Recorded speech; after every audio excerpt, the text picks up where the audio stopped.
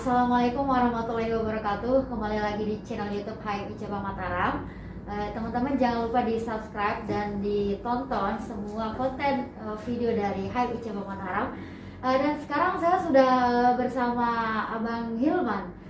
Beliau adalah Komisioner KPU Provinsi Nusa Tenggara Barat.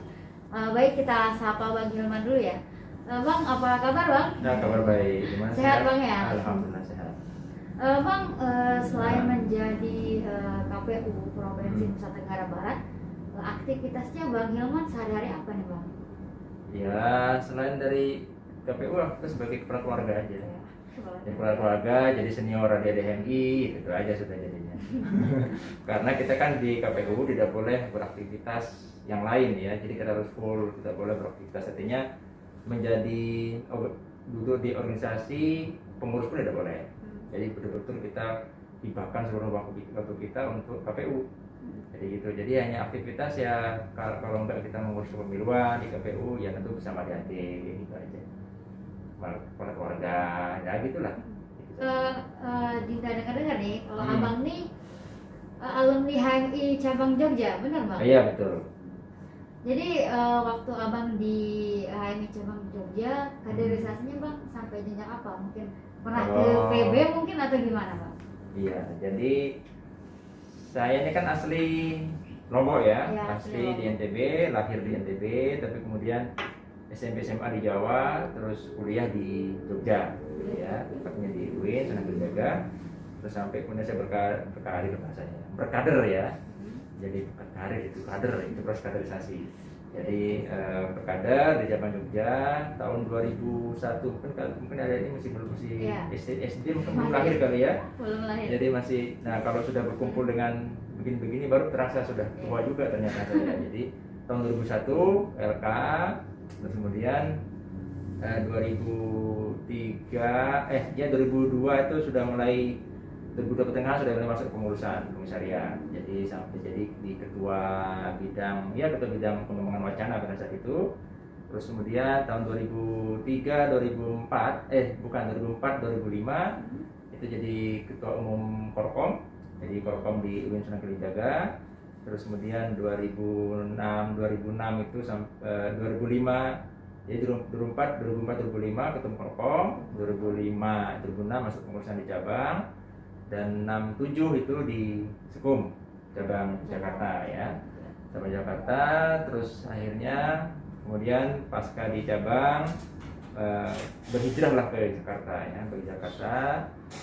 sambil studi di UI di kampus di Pasca Sarjana, terus kemudian sambil beraktivitas di PBNI, masuk PBNI tahun 2000, pengurusan 2000 berapa ya, 2008 2010 ya, pada saat itu masih departemen, saya masih culun lah kita ya waktu itu saya di Jakarta. Terus baru di PB jadi ketua bidang di pengurusan 2010-2012. Nah itulah. Jadi gitu. Jadi semua jenjang sih sebenarnya, perkaderan, training juga sampai LK3, dan sampai PB juga sampai tamat terakhir. Cuma jadi ketua jadi tidak bisa. Jadi gitu. Baik, kalau kita lihat dari jenjang perkaderannya Bang Hilman ini sudah selesai Bang ya, sudah LK3 dan sudah pernah berkecimpung di PBHMI. Ini merupakan Bang Hilman tuntas ya perkaderan dan lain sebagainya. Jadi sekarang ini Bang kita akan ngobrol seputar tentang Komisi Pemilihan Umum, maaf. Jadi kalau kita melihat nih di berita dan lain sebagainya, sudah ada keputusan Bang ya, kalau di 2024 ini bakal ada pemilu secara serentak nih Bang ya, mulai dari kepala daerah, presiden dan sebagainya.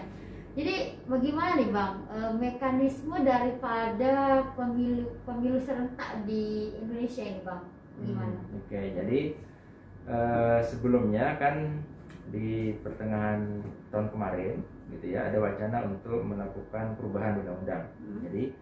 Jadi sementara dalam sistem pemilihan kita pada saat ini, pemilu itu payung regulasinya itu ada di Undang-Undang 7 2017 untuk pemilu secara nasional. Pemilu itu adalah di pemilihan presiden gitu ya, yang masuk juga nanti di situ pemilihan DPRD dari DPR RI, DPD RI sampai DPRD kabupaten kota. Itu masuk di dalam, kalau bahasa istilahnya itu yang sering terkenal rezim pemilu gitu ya. Nah, ada sekarang selain dari pemilu itu ada juga pemilihan kepala daerah. Nah, payung hukumnya pemilihan kepala daerah ini ada di Undang-Undang 10 2016 ya gitu. Nah, kemarin sempat akan ada wacana untuk menggabungkan satu maksud dalam satu kitab undang-undang gitu ya, dan dalam itu menjadi satu kesatuan, satu rezim gitu ya. Nah, ada upaya untuk merevisi Undang-Undang 7 dan juga di Undang-Undang 10 2016 itu. Nah, tapi kemudian pembuat kebijakan, DPR dan pemerintah itu sepakat tidak ada revisi, sehingga tetap seperti yang termaktub pada saat ini Undang-Undang Pilkada kita, atau kita sebut Undang-Undang Pilkada ya, yang untuk yang pemilihan pilkada, dan Undang-Undang Pemilu gitu ya. Nah, di dalam Undang-Undang untuk yang pilkada itu nanti akan ada pemilihan serentak, yang sekarang ini pemilihan serentak di tahun 2024 ya, yang itu jatuhnya disebutkan di bulan November. Nah, pemilu kita juga tahunan kita akan dilaksanakan di 2024. Maka di praktis itu akan serentak itu pemilihan itu pada tahun pelaksanaannya. Jadi pelaksanaannya sebenarnya serentaknya ini adalah dilaksanakan pada tahun yang sama gitu ya. Tidak bersamaan serentak satu kali pemilihan langsung dari presiden sampai bupati, enggak. Jadi waktunya berbeda tapi tahunnya sama di 2024 gitu ya. Nanti pertama mungkin pemilu. Jadi pemilu kami di KPU sedang mengestimasi, mengkalkulasi, dan bahkan melakukan simulasi pilihan yang tepat itu di bulan apa. Karena kenapa? Itu agar nanti tidak benturan irisannya dengan di pilkadanya. Ya, jadi kalau pilkada dalam undang-undang sudah disebutkan di bulan November. Jadi bulan November 2024 seluruhnya. Nah, kalau di kita kan ini di NTB gitu ya, di Jawa Timur dan seluruhnya itu serentak pilkadanya. Nah, sekarang kita sedang melakukan simulasi apakah bisa dilaksanakan di bulan apa yang tepat agar tidak beririsan dengan karena beberapa tahapan, jadi gitu ya. Jadi sekalian misalkan, karena gini, tahapan pilkada itu kita laksanakan, kayak pilkada misalkan, itu tahapan sudah mulai 11 bulan sebelum pemilihan. Nah, kalau misalkan November dilaksanakan, berarti bulan Januari sudah mulai tahapan. Kalau kita asumsi kemarin pemilu 2019 dilaksanakan bulan April, berarti April pemilu 2024 pemilihan presiden DPRD. Nah, berarti kalau tadi pilkada Januari sudah mulai masuk tahapan untuk pilkada, berarti misalnya kalau April pemilihan pemilunya, berarti kan ada beberapa bulan itu beririsan sama tahapannya.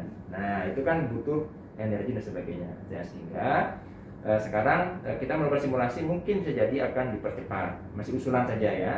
Mungkin bisa opsinya di bulan Februari atau di bulan Maret, bukan di bulan April untuk pemilunya. Nanti untuk pilkada di November. Jadi gitu. Jadi sekarang kita sedang simulasi mempersiapkan cukup tahapan panjang. Jadi kita tidak pelajaran dari kemarin pemilu 2019, ad hoc kita ada yang meninggal, ada yang sakit sampai 800-an. Jadi gitu. Jadi begitu ya, karena tahunnya yang sama, cuman mungkin waktunya yang berbeda. Jadi tadi sudah dijelaskan oleh Bang Hilman, dan apalagi yang pemilu tahun kemarin Bang ya, karena mungkin serentak, jadi mungkin banyak tenaga-tenaga yang kelelahan sehingga ada yang meninggal dunia. Mungkin kedepannya lebih ditata lagi sistem dari pemilihan umum di Indonesia ya. Jadi Bang, setelah melihat yang tadi bagaimana pemilu sebelumnya, mungkin kita harus memiliki sistem pemilihan umum yang benar-benar baik ya, supaya nggak ada terjadi lagi hal-hal seperti itu. Dan yang terakhir Bang, apa pesan Abang nih ya, pemilihan kepala daerah yang akan datang ini Bang Hilman, pesannya? Pesan untuk seluruhnya anak muda lah ya, karena kan ada kader-kader HMI, dari ini kan dari channelnya HMI cabang Mataram gitu ya, dan tentu juga seluruh kader yang ada, dan untuk anak-anak muda lah ya. Pertama sebenarnya kalau saya bahwa teman anak-anak generasi muda, mahasiswa itu harus betul-betul mengawal pemilu ini, harus betul-betul mengawal, karena apapun itu kalau bagi saya pemilu hari ini, demokrasi kita pada hari ini adalah buah karya bagi generasi anak muda pada zaman itu, atau katakanlah senior-senior adik-adik sekalian hari ini yang sudah berjuang melakukan pendobrakan sistem politik kita. Dulu kita tidak bisa memilih presiden secara langsung. Dulu tidak bisa kita memilih calon wakil rakyat secara langsung. Dulu tidak bisa kita memilih bupati secara langsung. Dulu tidak bisa kita memilih gubernur secara langsung. Nah, dengan adanya reformasi tahun 98, itu mendobrak sistem politik kita. Siapa yang berjuang pada saat itu? Anak-anak muda. HMI juga ikut terlibat di situ.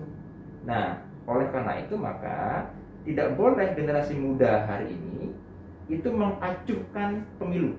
Tidak boleh. Karena apapun itu, ini buah karya buah perjuangan bagi generasi muda pada saat itu.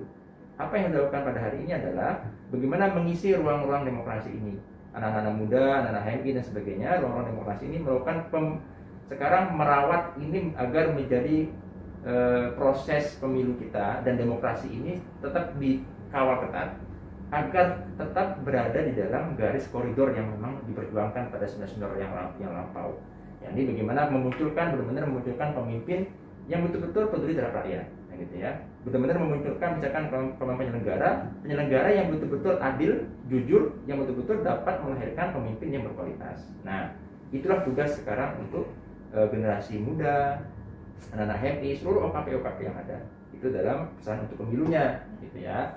Dan persiapan juga harus generasi yang aktivis juga sudah harus berpikir jauh ke depan melakukan inovasi yang untuk mempersiapkan diri menjadi the next leader of our nation, gitu ya. Jadi menjadi pemimpin masa depan bagi bangsa kita. Teman-teman harus betul-betul mempersiapkan diri sembari mengawal dan merawat demokrasi kita melalui pemilu ke depan. Jadi itu ya pesan saya untuk aspek generasi milenial, adik-adik HMI dan seluruh aktivis ya, seluruh aktivis dan bahkan mungkin juga yang belum beraktivis, gitu ya, untuk pemilu kita. Ya, gitu ya. Kalau pesannya untuk kepala daerah dan lain sebagainya yang ikut bertarung dalam pemilihan ini gimana, Bang? Mungkin untuk pemimpinnya. Ya, kalau saya sebagai dari penyelenggara ya tentu kita semua berharap kan sekarang sebenarnya sudah selesai pilkada kemarin ya, tentu kita ucapkan selamat kepada yang sudah dilantik kepala daerah yang kemarin hasil pemilihan dari 2020. Kemarin kita sudah melakukan pilkada itu di tengah pandemi yang luar biasa, tetapi alhamdulillah terima kasih kepada masyarakat, ada generasi muda juga, partisipasi kita tetap cukup tinggi. Contoh kasus di NTB ini 80% dan belum di daerah yang lain ada sampai 90% dan sebagainya partisipasinya. Nah, tentu kepala daerah kami itu ucapkan selamat bertugas dan ke depan tentu kita sama-sama akan merawat demokrasi ini baik nanti dalam proses kontestasi dan sebagainya, jadi gitu ya. Dan kemudian bagaimana ke depan ini adalah kita akan menghantarkan sampai pemilu dan pemilihan di 2024. Nah, bagaimana cara kita untuk mempersiapkan betul, mungkin pemimpin juga akan mempersiapkan bekerja untuk rakyat dengan sebaik-baiknya. Kami juga sebagai penyelenggara akan bekerja dengan sebaik-baiknya untuk mempersiapkan pemilu agar lebih berkualitas, lebih matang dan lebih baik dibanding sebelumnya. Mungkin itu aja sih. Kalau untuk pesan secara khusus, kami juga tidak bisa memberikan secara khusus pesan ya, karena prinsipnya adalah kita menjalankan tugas sebaik-baiknya dalam posisi kita yang sebaik-baiknya, gitu ya. Kalau misalkan menjadi kepala daerah, menjadi pemimpin, ya tentu menjalankan tugas sebaik-baiknya sebagai pemimpin. Saya juga sebagai penyelenggara harus melaksanakan tugas sebaik-baiknya sebagai penyelenggara pemilihan, gitu. Baik, ya. Sekian dulu teman-teman. Terima kasih, kami ucapkan terima kasih kepada Ya, Bang Hilman. Sama-sama. Sehat selalu Bang ya, banyak umur. Ya, sama-sama. Terima kasih. Baik teman-teman, sekian dulu dari kami. Jangan lupa di subscribe ya. Wabillahi taufiq wal hidayah. Wassalamualaikum warahmatullahi wabarakatuh. Waalaikumsalam warahmatullahi wabarakatuh.